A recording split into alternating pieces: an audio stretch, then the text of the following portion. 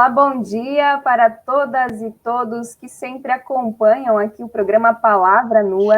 Também a Júlia Sajorato, que sempre está com a gente, fazendo a edição e o suporte desse programa. Hoje, a nossa conversa é com o professor, pesquisador da UFSC, o professor Paulo Pinheiro Machado, já está aqui com a gente. Bom dia, professor. Olha só, aqui no início a gente mostrou umas fotografias, você estava com uma cuia de chimarrão, a nossa audiência nem sempre sabe, mas a gente grava o programa durante a semana para apresentar no domingo, e ver uma cuia de chimarrão assim cedinho é muito bom, né? Tudo bem, professor? Como está você? Bom dia, Cláudia. Bom dia, estou bem. Queria agradecer pelo convite de você, do Portal Desacato. Um abraço à Júlia e aos nossos ouvintes. Muito bem. E o chimarrão está aqui, hein? Tá aí. Olha, eu estou aqui no chazinho agora, já tomei uma cuia de chimarrão aqui com o Pedro, meu companheiro, agora estou no chá.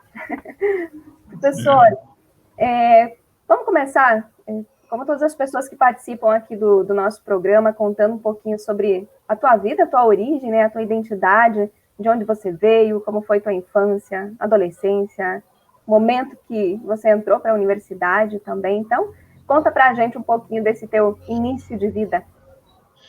Bom, eu sou de Porto Alegre, sou da capital, né? Nasci... meu pai era um funcionário público, minha mãe uma artesã, né? Desde pequeno, eu acompanhei muitas vezes viagens do meu pai, porque ele era engenheiro agrônomo, né? Então ele andava no meio rural, assim. Então, entre 9 e 12, 13 anos de idade, eu conheci praticamente todos os municípios do interior do Rio Grande do Sul, né? Porque eu viajava, assim, junto com ele, ele trabalhava no Ministério da Agricultura, que fazia um cálculo de previsão de safras, né? Então, para estocar produtos agrícolas, né? E para escoar para exportação. Então, era uma logística que demandava visita aos municípios. Então, assim, muito cedo me acostumei, né, a conhecer o interior do Rio Grande do Sul, o Planalto, né, e a região das Missões também, que foi uma região muito importante assim na história da minha família, né, porque a minha família vem de lá. Meu avô era de São Luís Gonzaga, né, então isso já tinha uma ligação forte, assim, informalmente, né, com o meio rural, né, por causa da atividade profissional do meu pai, que eu acompanhei, né. Eu tive também vários tios que eram agrônomos, veterinários, né, e a gente vivia mais familiarizado com esses assuntos do campo, embora eu fosse um sujeito da cidade, né, da capital, né, da cidade. Mas quando eu entrei na graduação e escolhi o curso de História, né, aliás, até foi uma curiosidade, assim, eu estava indo para me inscrever para o vestibular e eu me inscrevi para agronomia. Né? E no meio do caminho eu pensei, não, quem sabe, né, vou fazer História. Aí quando eu cheguei para fazer a inscrição era manual, presencial naquele tempo, eu não tinha mais dúvida, e aí eu fui ficando. Eu não sabia que eu ia ser professor também, né? Então, a gente escolhe o curso, tinha 17 anos, estava só pensando em manter aqueles estudos, mas eu fui, ao longo do curso, tendo algumas experiências, né, importantes também com o meio rural. Eu trabalhei com professoras do Departamento de Antropologia, que também oferecia disciplinas para o meu curso, né? A professora Cláudia Fonseca, a professora Noemi Brito, lá da Universidade Federal do Rio Grande do Sul. Elas tinham um laboratório inclusive, elas tinham um projeto que faziam entrevistas com agricultoras do sul de Minas Gerais, né? E eu ficava como bolsista ali, responsável por transcrever as fitas das gravações, né? E pegar o sotaque, as expressões locais, né? Eu fui aprendendo bastante, foi uma bela experiência, né? Entender o que é a meação na agricultura, né? Aquelas formas de parceria que eram muito vigentes no sul de Minas naquela época, né? As condições de trabalho das mulheres no campo, né? Isso aparecia muito naquela pesquisa, né? Isso no início, na virada de 79, no início dos anos 80, era uma área bastante nova ainda, né? O meio rural, nas ciências humanas do Brasil, sempre foi muito deixado de lado, né? Assim, sempre foi visto como uma parte assim escanteada, né, dos principais estudos acadêmicos, embora, né, tenham, né, autores importantes, né, no Brasil já há várias décadas sobre isso, né, mas não é o assunto privilegiado nos cursos, assim, né. Então isso foi me dando uma formação, né, nessa área, entendendo a literatura da questão agrária, né, ao longo da graduação tendo essas experiências, né? Então, acho que foi uma parte formativa importante que eu tive ali na Universidade Federal do Rio Grande do Sul, né? Dali eu já saí com um projeto de mestrado. O meu mestrado foi feito na Unicamp, a partir de 1983. Eu sou velhinho, né? Em 83 eu entrei no mestrado. Então, o meu projeto de mestrado foi sobre a política de colonização do Império no Rio Grande do Sul. Né? Então, um livrinho foi publicado depois, que é o resultado da minha dissertação de mestrado. Né? Ali eu estudo, né, como que, na década de 1870, o governo imperial fez um investimento muito pesado para a colonização, para a pequena propriedade no sul do Brasil. Não era só no Rio Grande do Sul, era Paraná, Santa Catarina, Rio Grande do Sul e Espírito Santo, que era considerado como perfil social semelhante, né, onde algumas colônias de imigrantes foram estabelecidas. Então, assim, no mestrado eu tive uma aproximação muito grande do campesinato imigrante, né? Mas ali já deu para ver o surgimento de vários relatos, de próprias cartas de imigrantes, de como que eles aprendiam a roçar o mato, a plantar os artigos da agricultura de subsistência no Brasil. Eles viviam numa condição de subsistência nos primeiros anos igualzinha a dos caboclos, né? Então, eles tiveram que aprender com os caboclos a como conhecer o bioma, como conhecer as práticas agrícolas, as formas de subsistência, o que caçar, o que pescar, o que fazer a cada época do ano, a cada estação, como preparar o terreno, como se proteger do ataque das maritacas e dos outros bichos e tal. Então, tudo isso, né, foi me levando assim, a entender mais esse campesinato nacional brasileiro, que ele é mais difícil de aparecer nas fontes, né? Os historiadores sempre estão atrás de fontes, né? Então, assim, sobre o campesinato imigrante, tem muita fonte, tem relatos, né? Agora, sobre o campesinato brasileiro, isso é um desafio, vamos dizer assim, heurístico, como se diz, que é um desafio de fontes, né? Nós temos relatos orais, nós temos, né, uma série de, mas sempre as fontes escritas que o aparelho de Estado tem sobre o campesinato são discursos de outros sobre os camponeses, né? Então, é o discurso policial, é o discurso de médicos, de sacerdotes, né, de governantes, de outras pessoas. Não é a própria fala, né, do ervateiro, do tropeiro, do pequeno sitiante, do agricultor, né? O contestado surgiu muito tarde para mim até, né? Eu achei muito tarde.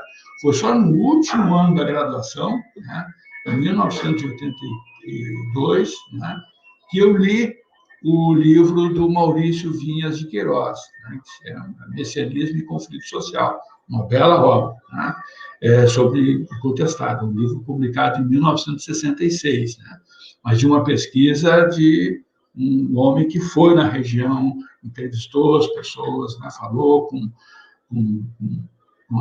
ele encontrou a Virgem Teodora, ainda idosa, né? Ele encontrou o Paulino Pereira, vários comandantes, encontrou vaquianos e outras forças também do governo. Então, ele fez um levantamento de pesquisa muito belo. E eu fiquei muito impressionado como que um movimento daquele tamanho, né, era tão pouco conhecido. Eu estava no último ano do curso de História, né, e, né, estava passando batido isso, né? Depois eu fui ver, na minha ideia, todo mundo em Santa Catarina estava sabendo.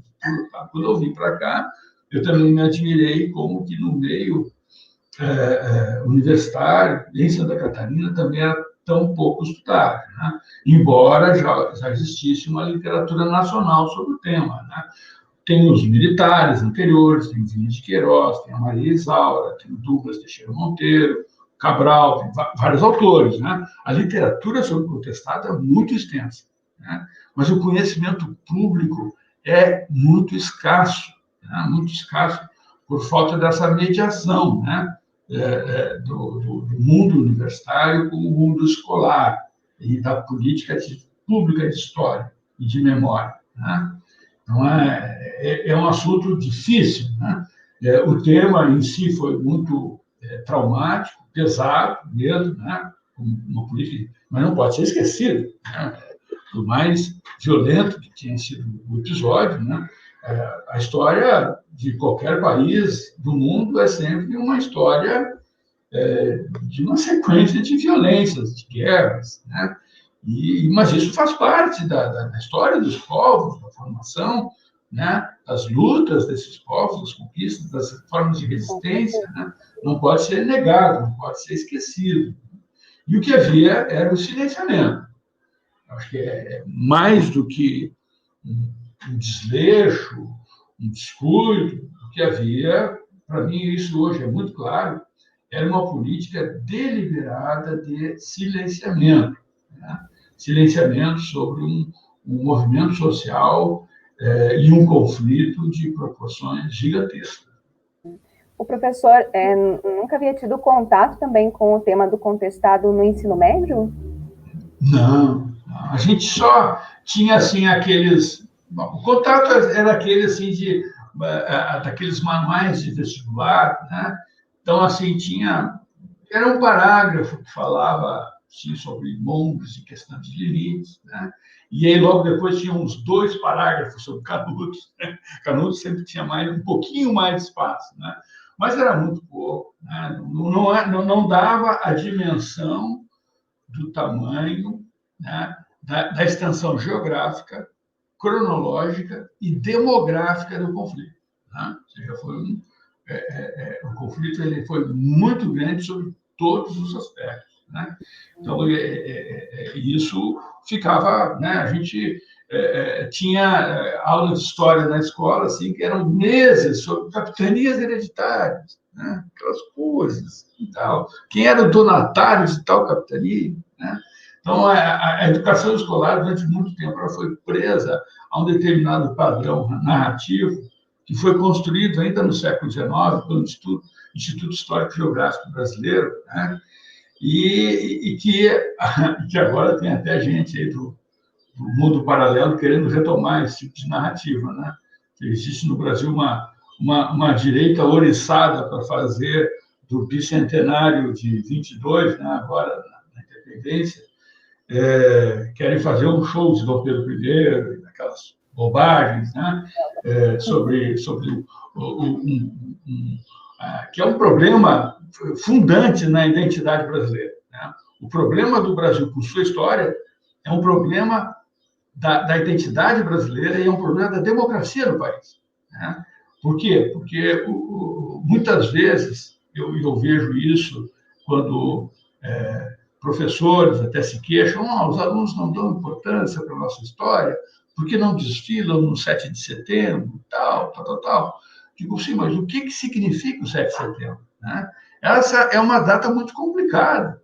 O 7 de setembro só foi institucionalizado mesmo a partir do centenário, em 1922. Antes disso, a data da independência foi móvel, né? O Pedro I considerava a sua coroação em 1º de dezembro de 22 como o início do Império. Era a coroação, né? E era no Rio de Janeiro, né? Os baianos consideravam a independência, a data de independência, o 2 de julho, porque houve uma guerra contra os portugueses na Bahia. E o 2 de julho foi a época foi o dia da expulsão, o 2 de julho de 23, né? Foi o dia da expulsão dos portugueses da Bahia. Então, aquilo é muito marcado na Bahia, essa identidade. Os pernambucanos têm a Revolução de 1817. E depois tem a Junta de Goiânia, em 1821, que também foi outro movimento anti-lusitano. Eles têm outras datas, né, para ser, né?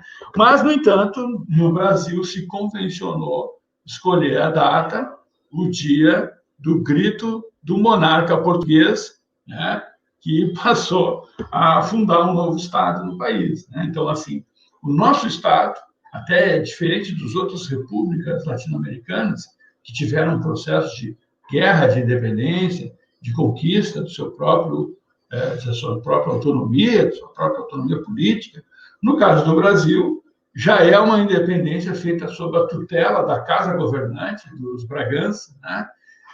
Isso implicava um pacote completo, o Estado centralizado, a extensão da escravidão, né? Ou seja, na maior parte das repúblicas hispano-americanas, a escravidão é terminada com o processo de independência. Né? Isso acontece no Prata, isso acontece... E alguns dizem, mas existia um pouco de escravos. Não. Na Venezuela, na Colômbia, no Peru, no Equador, existiam muitos escravos africanos. E nos processos de independência, eles conseguiram liberdade, né? Enquanto que no Brasil há uma extensão da escravidão por mais de 60 anos, pós-independência. Né? Então, isso pesa sobre a identidade nacional, pesa sobre esse autoritarismo que a gente vive no Brasil hoje, não é uma exceção, infelizmente. Né? Ele é a regra na nossa história. Né? Então, acho que esse é um momento importante para a gente refletir. E eu fico muito preocupado, né, com essa proximidade do bicentenário de 22, com o comando, né, desses grupos que estão hoje no poder, né, e o estrago simbólico que eles ainda podem fazer em cima, né, das populações brasileiras, né, que foram as mais castigadas, né, por esse processo autocrático de ruptura com o antigo regime. Né? Na verdade, o que tem a professora Maria Odila, da Universidade de São Paulo, agora ela é professora na PUC de São Paulo, está aposentada, né? Ela tem uma definição para a independência que é brilhante. Ela diz que houve uma interiorização da metrópole. Né? Ou seja, os portugueses vieram para o Rio de Janeiro, romperam com os portugueses de Lisboa e passaram a construir uma monarquia lusitana nos trópicos. Né? Então, assim, é a permanência do domínio, é a permanência de um domínio incluído no novo Estado Nacional que a gente tem. Né? Então, isso eu acho que levanta um debate importante, né, para a época que a gente vive e para os próximos anos. Aí, né? Claro. Professora, a gente já vai voltar a falar desse tema, mas antes eu gostaria que a gente retomasse um pouquinho a questão do contestado, porque eu quero saber, a partir do momento que o professor tem mais contato, né, com esses elementos do genocídio do contestado, como se dá também a tua relação com essa região aqui mais de Santa Catarina, né, a tua pesquisa, mas também o contato com caboclos e caboclas, como foi esse processo também? Olha, isso tudo começou ainda em 1993, quando eu fui com uma equipe do Departamento de História para o interior de Lages, Campo Belo, Cerrito, né, e região ali, né, aquela região do Planalto Sul. Né, e nós fomos fazer um vídeo sobre o êxodo rural. Né, a nossa ideia era essa. Né, então, nós andamos pelas zonas rurais, dali do interior de Lages, de Campo Belo, Capão Alto, fomos até o Paiquerê, atravessamos a fazenda Gateados, que é um latifúndio de 15 mil hectares, é um negócio impressionante, né? Que em Santa Catarina a gente tem latifúndios gigantescos, né? Tomado por reflorestamento e um pouquinho de gado, assim, né? Ocupando muito poucos funcionários, inclusive, daquela fazenda. Né? E ao longo dessa experiência do vídeo, a vida laboreada, é um vídeo do LAPS, do Laboratório de Pesquisa, Imagem e Som, do Departamento de História, está disponível no YouTube. Né? E esse Vida Laboreada, ele é todo montado, é um vídeo que tem mais de 40 horas de gravação, e na edição final, que foi feita pelo professor Henrique Luiz Pereira Oliveira, ficou em 12 minutos, mas ficou perfeito, porque eram só os caboclos falando, tanto os que estavam no meio rural, com os que estavam já na periferia de Lages e de outras cidades ali da região, né? Então, foi uma experiência interessante, porque a gente começou a ver ali a vida das pessoas marcada pela pecuária, depois pelo surto madeireiro das serrarias, né? E de toda essa população foi jogada nas cidades como uma espécie de um rejeito, né? Como uma população já descartada, porque muitos já eram velhinhos, tinham sofrido problemas de saúde com acidentes graves de trabalho no meio rural, nas serrarias. As serrarias são um horror para os acidentes de trabalho, né? Então, mas dentro das casas dessas pessoas, a gente via aqueles altarzinhos, né? Onde tinha sempre ali uma imagem do João Maria, junto com Nossa Senhora Aparecida e com outros santos e tal, e aquilo foi, né, puxando o fio, né, do contestado, embora não fosse uma população remanescente do contestado, mas estava no universo dos seguidores do monge João Maria, né? Então, isso foi uma primeira experiência. A partir de 1997, eu começo o doutorado na Unicamp, né? E com o doutorado, eu tive condições até de afastamento do trabalho e concentração na pesquisa. Aí sim, aí eu fiz várias viagens, né? A região lá de Caçador, de Bom Regis, Irani, né? Curitibanos, muitas vezes, né? Monte Carlo, Timbó Grande, Bela Vista do Toro, Canoinhas. Então, assim, todo o Planalto foi objeto de visitação, né? Tive a sorte, né, ainda no final dos anos 90, de encontrar alguns sobreviventes, né, da guerra. Claro, a maioria deles eram crianças na época da guerra, né? Mas nem todos. Tinha até o João Ventura, que eu encontrei, o João Paes de Farias, ele tinha, na época, 99 anos. Na época da guerra, ele tinha 15 para 16 anos, né? Ele já era um adolescente, portanto, ele tinha mais discernimento, né, sobre as questões que ele falava, né? Enquanto que os outros, como eram crianças na época da guerra, eles reproduziam mais a memória dos seus pais, dos seus familiares sobre os episódios, né?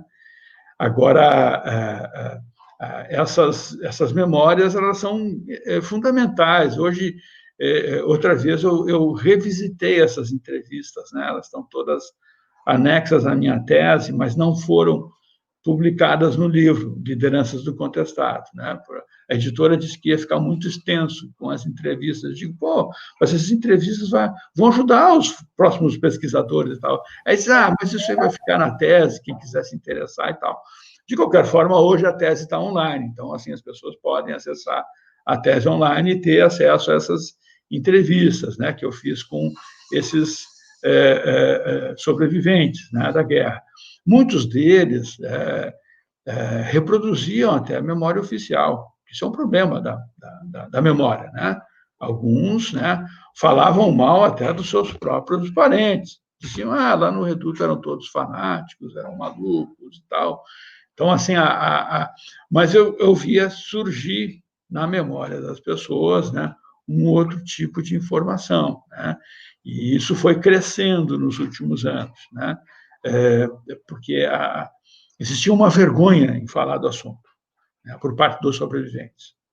E a vergonha até se explica pelo fato de que eles perderam a guerra, né? Eles perderam a guerra, mas tinham que conviver com uma comunidade onde tinha ali um indivíduo que morava na frente do outro, um vizinho tal, que era alguém que era da família de vaquianos, que tinha lutado em favor do governo e que muitas vezes tinham matado gente da sua própria família, né? Então, assim, as experiências de guerra e de guerra civil, como essa, que foi dentro do próprio país, elas são impactantes e traumáticas porque implicam nessa convivência forçada que as pessoas têm por anos seguintes, né? Então, assim, até nesse sentido, é importante entender um pouco a necessidade para esses indivíduos de um certo silenciamento. Isso até dá para compreender, né? O problema é isso ser transformado numa política pública de silenciamento sobre o contestado, que foi o feito pela oligarquia catarinense, né? De querer mostrar um Estado europeizado de imigrantes, um Estado branco, né? E esconder o contestado, o caboclo, o indígena, negro, que estava ali presente, né? Na formação das nossas populações nacionais, né? E na marca importante desse conflito, né? Então, assim, junto com essa experiência de pesquisa, também com as populações, também tinha pesquisa nos arquivos, né? Isso também demandou muito trabalho, tanto nos arquivos no Rio de Janeiro, tem o Arquivo Nacional, a Biblioteca Nacional, o Instituto Histórico e Geográfico Brasileiro, o Arquivo Histórico do Exército, né? O arquivo do CPDOC, da Fundação Getúlio Vargas.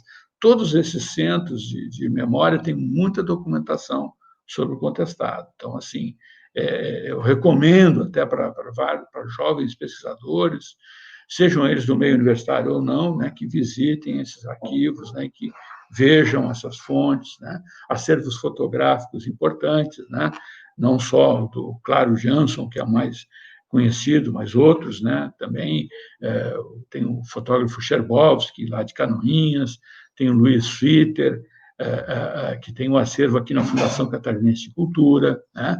Agora, na semana que vem, nós vamos ter o 6º Simpósio do Contestado, né? E vai ter uma apresentação do álbum da Kodak sobre o contestado, né? Ou seja, fotógrafos da Kodak acompanharam a campanha do general Mesquita, que foi uma campanha curta, antes do Setembrino, entre abril e maio de 1914, no contestado. E aí tem um álbum de fotografias dessa expedição que vai ser apresentado aqui pelo professor Delmir Valentini e pelo professor Gerson Witt, né? O Gerson Witt é professor do Instituto Federal ali de Chapecó, né? E o Delmir Valentini é professor da Universidade Federal da Fronteira Sul, né? Então, são 2 colegas, né, também que trabalham com o contestado e têm revelado novas fontes, novos temas muito importantes sobre dessa área de pesquisa, né? Então, assim, ao longo dessa pesquisa documental e oral, eu também tive uma grande sorte, que foi contar com essa comunidade de pesquisadores do contestado, né? Eu estava vendo, assim, os autores antigos, eles foram autores muito solitários, né? O Cabral fez uma pesquisa solitária, o Vinhas de Queiroz, a Maria Isaura, o Douglas, né? Tiveram auxílios de poucas pessoas, né? Eu não posso me queixar a esse respeito, né? Desde o início, tive um grupo de pesquisadores que estavam na mesma fase do que eu, alguns no mestrado, outros no doutorado, mas estavam na pesquisa também, e essa nossa pesquisa foi se potencializando, né? A gente se reunia em mesas de eventos, né? Desde 1999, 2000, antes mesmo da defesa da minha tese, né? Então, assim, tive a interlocução, a professora Márcia Espig, que fez o doutorado na Federal do Rio Grande do Sul, já tinha estudado a gesta carolíngia no contestado, depois estudou os turmeiros da Estrada de Ferro São Paulo-Rio Grande, o professor Delmir, que eu já mencionei, o professor Rogério Rosa Rodrigues, que hoje está na UDESC, que estuda os militares, né? Então, assim, a nossa comunidade foi crescendo, né? E hoje, quando a gente faz um evento sobre o contestado, a gente reúne tranquilamente de 30 a 40 pesquisadores sobre o tema, né? Claro, sobre o tema mais amplo, não só sobre a guerra do contestado, mas sobre os monges, né? Sobre a questão agrária, sobre a economia, sobre a erva mate, sobre diferentes aspectos, né, da vida do Planalto, né, e do meio-oeste. Bacana, professor. Inclusive, o Portal Desacato é parceiro aí na divulgação também do simpósio e de outras atividades que acontecerão, né, relativas ao contestado. Inclusive, a gente vai ter aqui no Palavra Nua também o professor Nilson César Fraga, contando um pouquinho da sua vida, mas também esses mais de 30 anos de pesquisa com relação aos caboclos e caboclas do contestado. Então, enfim, o Portal Desacato está aberto, né, para todas essas atividades. Contem com a gente vai ajudando a ampliar essa outra informação tão silenciada, né, em todos esses anos. Então, a gente está aqui também para contribuir com isso. Professor, gostaria de mostrar aqui 2 fotografias, pediria que o professor falasse sobre elas, que momentos foram esses e o que elas dizem, né? Então, a Júlia vai colocar aqui para a gente, para vestir algumas palavras com relação a essas fotos. Vamos começar com essa. Essa é uma foto de Londres, lá do cemitério de Highgate, né? No norte de Londres, onde tem o túmulo do Marx e do historiador Eric Hobsbawm. O túmulo do Hobsbawm está na frente desse túmulo do Marx, né? Ao redor do túmulo do Marx tem vários socialistas ingleses e caribenhos, militantes feministas do século XIX, do século XX, estão ali sepultados naquele local, né? Então, foi uma visita interessante, né? O Eric Hobsbawm teve aqui na UFSC em 1994, né, num evento. Eu participei de um jantar com ele. Era uma pessoa muito agradável, né, um historiador muito influente sobre a minha geração, né? Ele é um dos criadores daquele conceito da história de baixo para cima, né? Ou seja, de uma história dos de baixo, né? Daqueles que sempre foram à margem dos livros de história, que não eram reis, não eram generais, não eram presidentes, né? Mas que estavam à margem. Então, o Hobsbawm tem vários estudos sobre o campesinato, vários estudos sobre a periferia do mundo capitalista, né? Ele estudou levantes camponeses no Peru, na Colômbia. Na Europa, ele estudou levantes camponeses do sul da Itália, no sul da Espanha, que também são, de certa forma, a periferia da Europa, né? E ele estuda formas de insurgência que muitas vezes foram desprezadas pelos historiadores, né? Porque normalmente o centro da história está nas grandes revoluções, nos grandes movimentos e tal, né? Mas e antes da Revolução Industrial? E a plebe rural? E essas pessoas, como é que viviam, como é que lutavam? Então, o Hobsbawm tem um livro muito importante sobre a minha geração, foi muito impactante, se chama Rebeldes Primitivos, né? E um outro sobre bandidos, né? Que são clássicos, assim, né? Claro que hoje esses estudos, né, evoluíram muito mais, né? Tanto o estudo no campo do messianismo, dos movimentos socio-religiosos rurais, né? Os movimentos milenares, e o próprio banditismo e o bandoleirismo camponês, ele é muito mais complexo, né, do que se imaginava originalmente, né? Mas ele é um historiador muito importante na formação da minha geração. Que bacana. A gente mostrou aí as fotografias também no início da entrevista, depois o pessoal pode voltar ao vídeo para acompanhar novamente também, que é bem interessante. Professor, eu gostaria de falar um pouquinho sobre o dia 15 de outubro, né? Foi comemorado, celebrado, se é que se pode falar dessa maneira, né? O dia do professor e da professora.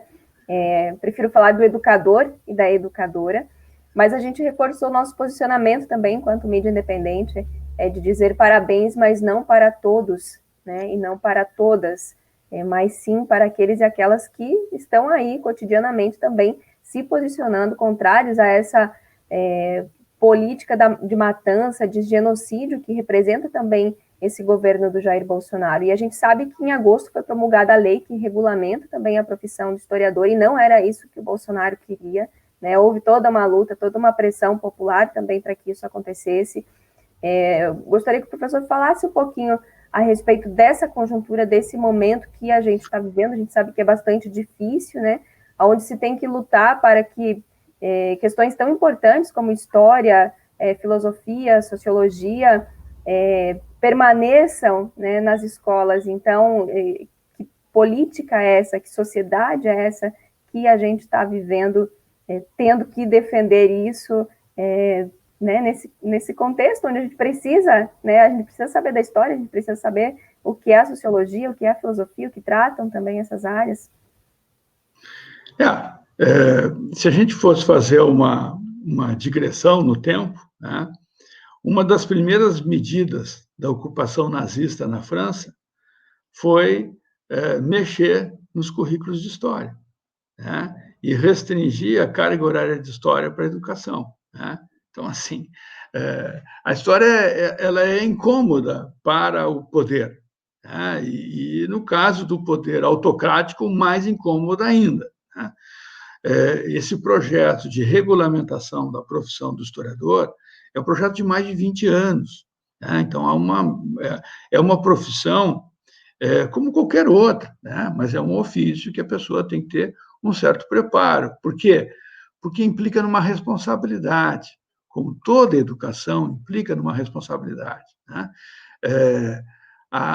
Normalmente as pessoas acham que tem que ter cuidado com armas nucleares, e é óbvio que tem que ter, né? Porque elas são capazes de matar, né? Mas uma má história também é capaz de matar, né? Uma má educação também é capaz de matar, e matar muito mais do que uma bomba atômica, né? Então, a responsabilidade da profissão do historiador ela passa a ser regulamentada em lei. Foi uma maratona muito longa para acontecer tudo isso, né? Foi votado no Senado e na Câmara, né, por unanimidade. O Bolsonaro vetou in totum, e aí nós conseguimos derrubar o veto em agosto, né? Não havia não havia argumentos, né, para o governo sustentar aquele veto, né? Porque não era uma lei corporativa e exclusivista, né? Os historiadores não são donos da memória, né? Mas eles são donos de um ofício que implica em determinados critérios teórico-metodológicos importantes, né? Para a busca, né, de informações e da formação de novas gerações, né, dentro de um espírito cívico de defesa de valores democráticos e dos direitos humanos. Então, assim, é um absurdo o que aconteceu, porque nós vemos hoje, cada vez mais, a necessidade de defender o óbvio, né? Tudo que a gente está defendendo, numa situação normal, seria até ridículo ter que afirmar por que a história é importante, por que a educação é importante, por que o ensino de todas as áreas educacionais são importantes, né? Por que a ciência é importante? Nós chegamos a esse ponto, né, de ter que argumentar isso, ter que argumentar o óbvio. Mas, se tivermos que argumentar o óbvio, vamos argumentar o óbvio, né? Vamos argumentar por um pensamento livre, crítico, que dê às crianças, aos jovens, aos adolescentes, a capacidade de ter instrumentos próprios de avaliação da realidade, né? Acho que é isso que deixa os educadores felizes, né? Quando veem que os seus ex-alunos conseguem andar por suas próprias pernas, né? O objetivo do professor não é se tornar necessário na vida do ex-aluno para sempre, né? O objetivo do professor é ver o seu ex-aluno andando por suas próprias pernas, né? Construindo seus próprios caminhos e tendo condições de discernir, né, criticamente sobre as situações mais diferentes do mundo que vão aparecendo, né? Então, é uma profissão que é respeitada no mundo inteiro, né? E aqui no Brasil ela é extremamente desprestigiada, né? Ou seja, os professores e as professoras são frequentemente alvo de agressões, né? Muitas vezes até agressões físicas, né? Então, assim, há uma desqualificação muito grande dessa profissão. Isso vem já de antes, né? Isso já é até antes do atual governo, agora se agravou, né? Mas já é um processo bem anterior, né? De desqualificação dessa profissão, o que é, né, na verdade, um tiro no próprio pé, né, quando acontece isso, né, por parte das pessoas. Mas eu fico muito feliz porque eu vejo cada vez mais experiências lindas, né, na área do ensino de história, né? Eu vejo assim em todos os municípios como tem professores e professoras talentosas, né, gente que realmente se dedica com garra, né, em defender os seus alunos, em defender as suas instituições, em defender a educação pública tão atacada e tão vilipendiada, né, que é algo fundante, né, qualquer processo, né, de desenvolvimento no país, é imprescindível contar, né, com o prestígio e a alavancagem, né, que a educação é capaz de fazer. Né? A educação é capaz de construir um futuro diferente. Eu não tenho dúvida disso. Né? E no dia que nós tivermos condições, né, de realmente concentrar no investimento futuro no Brasil, esse investimento vai ter que ser pesadamente na área da educação. Não há como negar essa necessidade. O professor falava aqui, a gente se emocionava, porque, bom, no Brasil muito se fala, especialmente esse governo, né? Em pátria, em família, em Deus. E antes dessa entrevista, a gente publicou uma matéria aqui no portal Desacato sobre como os professores e professoras de Manaus celebraram, né, o dia 15 de outubro, fazendo homenagem aos seus mortos pela pandemia, né, diante desse governo genocida. Por isso que a gente também diz que é um governo genocida. Então, isso também, né, mexe demais com a gente. Eu gostaria que o professor falasse que pátria é essa, né, tanto defendida por esse governo. E aí, eu gostaria até de convidar a nossa audiência a assistir um programa que a gente estreou no domingo que passou, que se chama De Fora Nem a Pau, que é Migrantes em Desacato, que são os companheiros e companheiras do Uruguai e alguns que estão na Argentina também, que falaram especialmente sobre o último dia de liberdade, que acabam contextualizando bastante sobre essa questão da pátria. Que pátria é essa que nós defendemos? Né? Nós não somos de fora, não existe de fora de dentro, nós somos filhos e filhas dessa pátria grande. Então, eu te pergunto, professor, que pátria é essa que esse governo defende e realmente o que ela simboliza para todos e todas nós? Esse governo, na verdade, ele é um preposto, né, do governo norte-americano. Isso ele tem demonstrado, aliás, ele faz questão de demonstrar isso de forma servil, inclusive, né? Mesmo que até para os americanos aparece um certo desconforto, né, de tanta bajulação, né, que é feita nessa área. Né? O Brasil não ganha nada com isso. Né? O Brasil não ganha nada com isso. O Brasil, como país, apenas se distancia dos seus vizinhos, dos seus verdadeiros irmãos, né, que são os países latino-americanos, da nossa verdadeira pátria grande, né, são os países que tiveram a nossa mesma experiência colonial, indígena e africana, né, e isso nos dá uma identidade cultural e quase união linguística. A união linguística é virtual, nós podemos andar por toda a América do Sul e conversar com pessoas nas ruas que vão nos entender e nós vamos entendê-los. Né?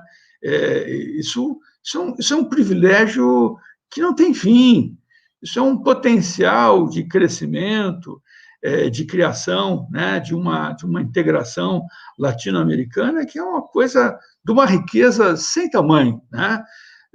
Só ver os nossos vizinhos, né? com suas diferentes culturas, com suas próprias formas, né, de organização, de expressão, mas são muito parecidos com os nossos. Né? A trajetória é muito semelhante à nossa. Né? Então, nós temos muito mais a ver com esses povos e poderíamos estar hoje de mãos dadas, né, para um processo de desenvolvimento, com inclusão, com crescimento, né? Um processo até de melhor combate à Covid. Né?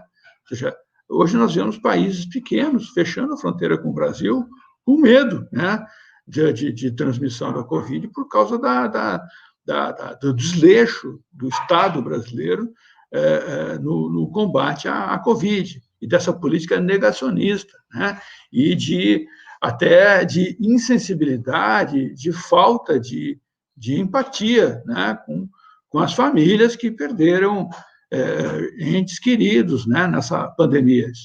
São mais de 150 mil pessoas que morreram pelos dados oficiais que nós sabemos que são bem menores do que a realidade. Né? Então, é algo muito grave isso que está acontecendo hoje. Né? E nós não podemos transformar isso numa normalidade, né? Eu fico chocado sempre quando abro portais da grande imprensa, leio esses jornais, e os jornais da televisão, né? Tratam o governo Bolsonaro como se fosse um governo outro qualquer, né? Normalizaram a figura, né, desse tirano, né, e desse indivíduo completamente desqualificado, né, que está em Brasília, né? Então, isso é muito grave, muito grave. Isso, sem dúvida, vai dar muito trabalho para um processo de reversão e de redemocratização da sociedade brasileira, que é uma necessidade, né? Nós temos como uma necessidade hoje a redemocratização da sociedade brasileira. Isso implica não só na mudança de governo, mas na mudança dessa cultura autoritária, né, que se incrustou, né, em várias instituições, né, inclusive nisso, nesse negacionismo da ciência, essa desqualificação da educação, né? Olha só, Paulo Freire passa a ser objeto de ataque dessas pessoas, né? Então, assim, são coisas impensáveis que nós estamos vivendo, né? Então, é uma necessidade hoje, né, de se pensar num projeto de redemocratização da sociedade brasileira, né? E a redemocratização da sociedade brasileira implica na fundação de um outro tipo de Estado, né? Eu não tenho dúvida de que o Estado que nós temos hoje no Brasil apodreceu, e apodreceu em todas as áreas, né? No judiciário, no legislativo, no executivo, nas Forças Armadas, né? Então, assim, é toda uma estrutura que nós não podemos nos iludir, né? É uma estrutura que não é capaz de ser reformada. Eu estou convencido disso. Muito bem, professor. Inclusive, quero compartilhar aqui com a nossa audiência também que na semana próxima nós estaremos fazendo algumas entrevistas com relação justamente a essa questão da pátria grande, da defesa da pátria grande, porque nas últimas semanas também, até como eu estava numa entrevista nessa semana, eu não posso nem usar a palavra que Santa Catarina acolheu os nossos companheiros e companheiras haitianos e venezuelanos, porque não acolheu, não foi exatamente isso, né? Então, a gente vai estar fazendo algumas entrevistas, algumas matérias com relação a esse tema também, e também quero comunicar à nossa audiência que se aproxima aí uma votação bem importante no STF, que tem a ver com a história, que tem a ver com a vida, né, dos povos indígenas, que é a questão da repercussão geral, também do marco temporal que vai definir aí a ampliação ou não do genocídio dos povos indígenas aqui no Brasil. Então, são questões centrais aí que a gente precisa ficar de olho e precisa acompanhar. Professor Paulo, estamos chegando ao final da nossa conversa.